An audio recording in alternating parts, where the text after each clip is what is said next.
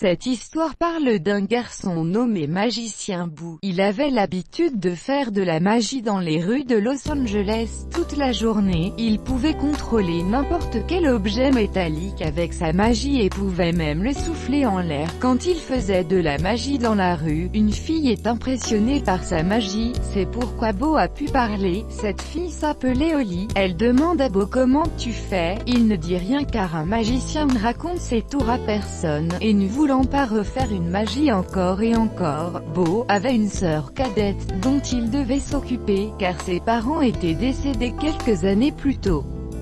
C'est pourquoi il avait l'habitude de faire des activités illégales pour de l'argent. Boo, quelle que soit la magie qu'il faisait, n'était pas un tour de magie, mais Boo avait un électromagnétique dans son bras. L'électrode négative de la batterie était dans sa main, et le positif, les électrodes étaient entre ses doigts. Il l'a fait pour la première fois au lycée, grâce à quoi il a obtenu une bourse d'ingénierie. Il a dû tout abandonner à cause de ses parents était décédée parce qu'elle devait s'occuper de sa sœur cadette. L'électroaimant dans son bras avait des effets secondaires, ce qui provoquait des saignements. Elle devait nettoyer le sang qui sortait d'elle encore et encore, et elle devait toujours changer la pile. Il avait l'habitude de faire de la magie pendant la journée et de vendre de la drogue la nuit. C'était sa source de revenus, et il a été épargné d'être arrêté par la police à plusieurs reprises lorsqu'il comptait l'argent gagné par la magie, et alors seulement il obtient un bordereau sur lequel est écrit le numéro de Holly. Il travaillait pour son fournisseur Angelo. Angelo demande à trouver un homme qui lui vende de la drogue bon marché.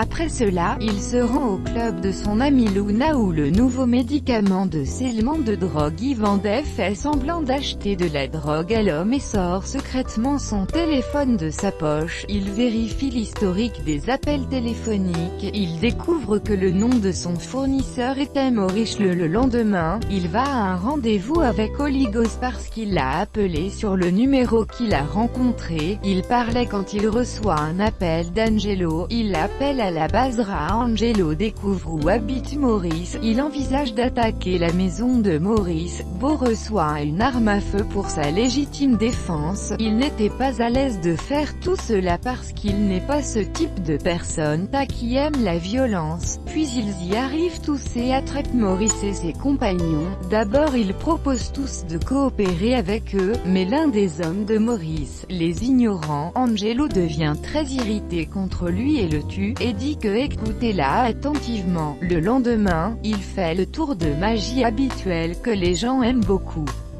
Un soir, Holly et sa sœur sont en train de dîner, quand Angelo et ses compagnons viennent, et lui leur demande de retourner chez Maurice car il ne tient pas compte de son offre. Il y a une voisine Géorgie qui s'occupe de sa sœur. Après un certain temps, ils atteignent tous la maison de Maurice et kidnappent la sœur de Boo.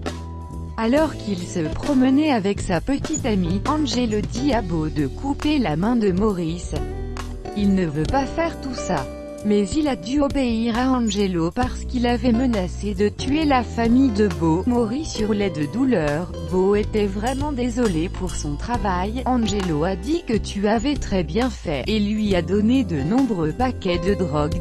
Montre tous les paquets de drogue à Georgie. Dit que lorsqu'il vendra toutes ces drogues, il économisera de l'argent pour lui-même afin que lui et sa sœur soient à l'aise. Il vend tous les canards en 5 jours pour qu'il donne tout l'argent à Angelo. Et Yasab Kamshod sait qu'une fois que Boo et Holly dormaient ensemble, alors Holly regarde de son côté comment cela s'est passé, puis tous ses secrets sont révélés à Holly. Il raconte à Holly comment avec son aide, il peut contrôler le truc en métal. Une nuit il va à la fête d'Angelo, tout allait bien. Angelo l'a appelé parce qu'il l'a découvert. Boo trompe les canards, il menace de la tuer, et il lui dit de payer 45 000 $ en une semaine. Après qu'il rentre à la maison, Boo dit à Holly tout ce qui est arrivé à Boo.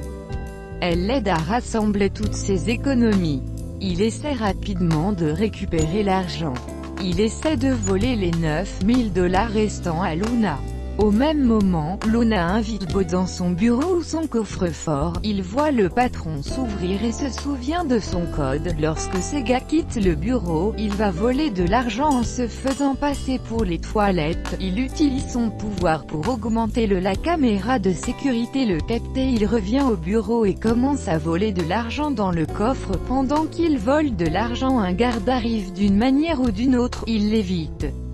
Il prend un dernier verre avec Luna, il se sent coupable et se détend également d'avoir volé de l'argent à Luna. Le club a également été visité par le gang de Maurice, il le voit et l'attache à sa voiture. Il s'enfuit avec sa puissance électromagnétique, mais il laisse tout son argent.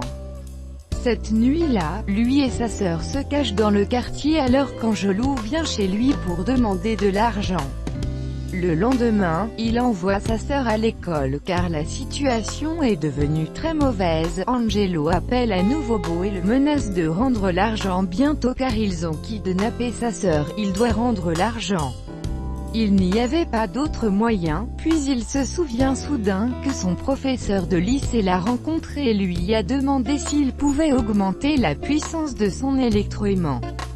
La puissance a beaucoup augmenté mais son professeur l'a prévenu que trop de puissance pouvait la rendre trop chaude. La puissance de Bo est maintenant trop.